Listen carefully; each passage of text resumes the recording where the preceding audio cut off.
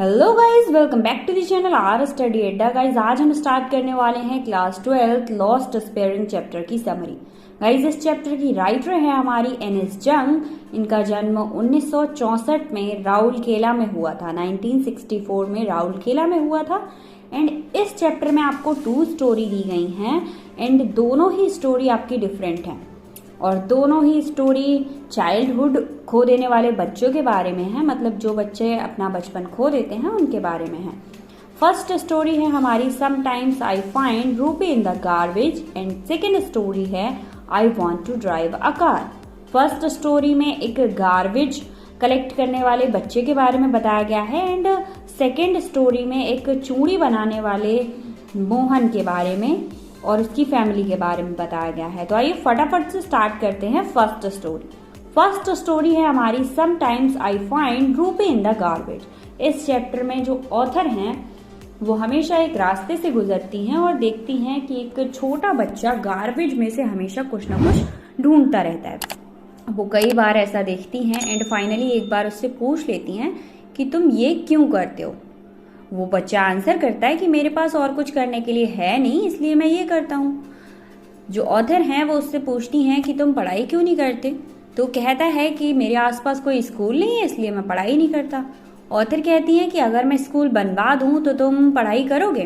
वो कहता है हाँ, और वो काफ़ी खुश होकर कहता है कि अगर आप स्कूल बनवा देंगी तो मैं रोज स्कूल जाऊँगा। अब ऑथर अपने काम से चली जाती हैं और बच्चा अपना काम करने लगता है। कुछ टाइम बाद फिर से ऑथर उसी रास्ते से गुजर रही होती हैं कि वो बच्चा भाग कर आता है और ऑथर से पूछता है कि आपने स्कूल बनवा दिया। ऑथर कहती है नहीं, स्कूल बनने में टाइम लगता है। अब कहीं ना कहीं ऑथर को बहुत ज़्यादा शर्मिंदगी महसूस हो रही थी क्योंकि उन्होंने उस बच्चे से झूठा वादा किया था और वो सोच रही थी न जाने कितने मेरे जैसे लोग इन बच्चों से झूठे वादे कर जाते होंगे और उन्हें कंप्लीट नहीं करते होंगे। और आपको पता है कि ऑथर का कोई इरादा भी नहीं था स्कूल बनाने का, बस उन्होंने यूं ही कह दिया था। इस बात को कहकर वो फिर से निकल जाती हैं। कुछ टाइम फिर वो डेली आती ही थी और वो बच्चों का एक ग्रुप था जो हमेशा गार्बेज में से कुछ ना कुछ निकालते रहते थे, मतलब रेक पैकिंग करते रहते थे, कचरा निकालने वाले बच्चे। उन बच्चों के ग्रुप में ऑथर एक बच्चे से पूछती हैं कि तुम चप्पल या फिर जूते क्यों नहीं पहनते हो। तभी उसी ग्रुप का एक बच्चा बोलता है कि इसकी मम्मी रैक में से जूते या चप्पल निकालने ही नहीं देती। फिर उसी के पास खड़ा एक और बच्चा कहता है कि उसकी मम्मी अगर रैक में से निकालने भी देगी ना तो ये कभी भी जूते पहनेगा ही नहीं। अब क्योंकि ऑथर ने पूरी दुनिया घूमी थी तो ऑथर जानती थी कि इनके जैसे जितने भी लोग होते हैं, मतलब जितने भी पुअर होते हैं या फिर गार्बेज कलेक्ट करने वाले लोग होते हैं, उनसे अगर ये क्वेश्चन करो कि तुमने जूते और चप्पल क्यों नहीं पहन रखे हैं तो वो ये नहीं कहते कि हमारे पास है नहीं। वो ये कहते हैं कि हमारी सोसाइटी में जूते और चप्पल पहनना मना होता है, मतलब नहीं पहनते हैं। वो ऐसे कह देते हैं। एक्चुअली वो अपनी गरीबी को कहीं ना कहीं छिपाना चाहते हैं और नहीं बताना चाहते कि उनके पास वो चीज़ें नहीं हैं, इसीलिए वो नहीं पहन पाते। ऐसे ही रोज ऑथर आती जाती हैं और कुछ महीने बीत जाते हैं। कुछ महीनों बाद ऑथर को उस बच्चे का नाम जानने की जिज्ञासा होती है तो वो उस बच्चे से पूछती हैं तुम्हारा नाम क्या है। बच्चा आंसर करता है मेरा नाम है साहिबे आलम। ऑथर जैसे ही नाम सुनती हैं वो कहती हैं अगर इस बच्चे को पता चल जाए कि इस बच्चे के नाम का मीनिंग है लॉर्ड ऑफ यूनिवर्स तो इसको अपने नाम पर यकीन करना मुश्किल हो जाएगा। यहाँ पर वही कहावत फिट रहती है कि राजा और रंक, ठीक है, नाम है राजा वाला और काम है रंक वाला। अपने नाम के मीनिंग से अनजान वो बच्चा अपने दोस्तों की टोली के साथ कचरा बीनता रहता था कि तभी एक दिन ऑथर सोचती हैं कि ये लोग बस सुबह सुबह को ही दिखाई देते हैं एंड शाम को ये लोग कहाँ चले जाते हैं।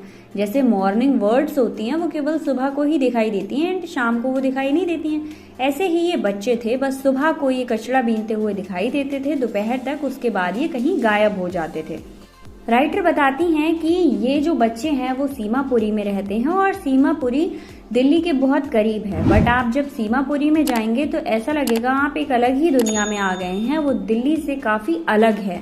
वहाँ पर छोटे छोटे घर हैं जिनकी छतें तिरपाल से या फिर टीन से बनी हुई हैं, मिट्टी की दीवारें बनी हुई हैं और एक लंबा एरिया है जहाँ पर पहले कोई नहीं रहता था बट अब यहाँ पर सारे रैक पैकिंग लोग रहते हैं, मतलब कचरा बीनने वाले बच्चों के परिवार यहाँ पर रहने लगे हैं। साहिब आलम ऑथर को बताता है कि 1971 में एक तूफान आया था जिसकी वजह से उन्हें बांग्लादेश छोड़ना पड़ा था। वहां पर तूफान की वजह से उनके घर और खेत सब कुछ उजड़ चुके थे। ऑथर पूछती हैं ऐसा क्यों, तुम वहां रह के भी तो अपना गुजारा कर सकते थे ना।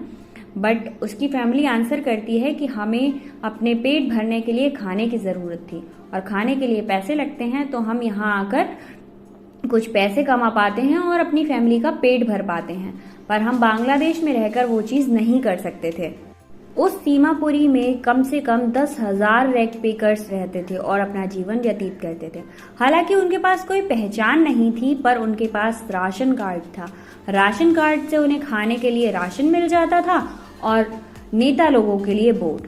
हालांकि बहुत सस्ते का सौदा था, वो लोग वोट पाने के लिए इनका राशन कार्ड बनवाते थे, पर इन लोगों को तो 2 टाइम का खाना चाहिए था, इसीलिए वो अपना वोट उसी नेता को दिया करते थे।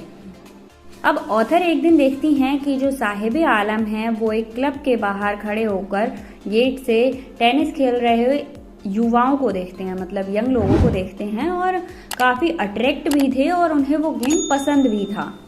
वहीं के किसी खिलाड़ी ने उन्हें अपने पुराने जूते दे दिए थे टेनिस वाले, जिसके एक जूते में छेद था।